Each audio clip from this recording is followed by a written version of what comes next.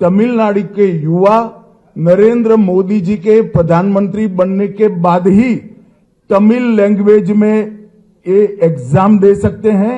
DMK की सरकारें जब भी थी केंद्र में, उन्होंने इसकी शुरुआत नहीं करी।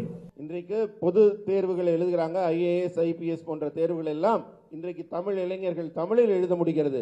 ஆனா மத்தியில் திமுக ஆட்சியில் இருந்தபோது இந்த தமிழில் எழுதக்கூடிய இந்த நிலை கிடைக்கவில்லை, இருக்கவில்லை. मोदी जी ने ही सीएपीएफ के पेपर्स तमिल भाषा में उपलब्ध कराने का काम किया।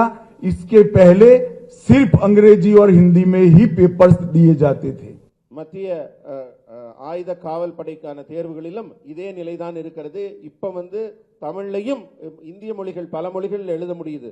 ஆனா இதற்கு முன்பு திமுக இருந்த கூட்டணி ஆட்சியில் இருந்தபோது வெறும் இந்தி மற்றும் ஆங்கிலத்தில் மட்டும்தான் எழுதும் நிலை இருந்தது. और जहां जहां भारतीय जनता पार्टी की एनडीए की सरकारें हैं, वहां मेडिकल और इंजीनियरिंग के कोर्स का लोकल लैंग्वेजेस में ट्रांसलेशन हो चुका है, पढ़ाई की व्यवस्था की है। मैं 3 साल से मांग कर रहा हूं, स्टालिन जी मेडिकल और इंजीनियरिंग की पढ़ाई तमिल में नहीं कराते हैं। எங்கெல்லாம் என்டிஏ ஆட்சி நடக்கிறதோ அங்கெல்லாம் மெடிக்கல் மற்றும் இன்ஜினியரிங் படிப்பிற்கான பாட புத்தகங்கள் அந்த பிராந்திய மொழியில் அவங்க தாய் மொழியில மொழிபெயர்க்கப்பட்டு அவங்க எல்லாம் படிக்கிறாங்க, உயர்கல்வி படிக்கிறாங்க. நான் 3 ஆண்டுகளாக தமிழகம் வரும்போது தமிழக முதல்வராக இருக்கும் ஸ்டாலினிடம் திரும்ப திரும்ப சொல்லுகிறேன், தமிழில் நீங்க மருத்துவம் மற்றும் உயர்கல்வி பொறியியல் படிப்பை பாட புத்தகங்களை உருவாக்குங்கள் என்று. ஆனா இதுவரை அந்த வேலை நடைபெறவில்லை.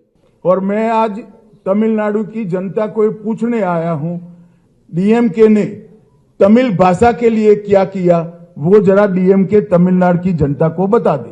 நான் கேட்கிறேன், திமுக இதுவரை தமிழ் தமிழ் என்று சொல்கிறார்களே, தமிழ் மொழியின் வளர்ச்சிக்காக என்ன செய்திருக்கிறார்கள் என்பதை தமிழக மக்களிடம் பட்டியலிட முடியுமா?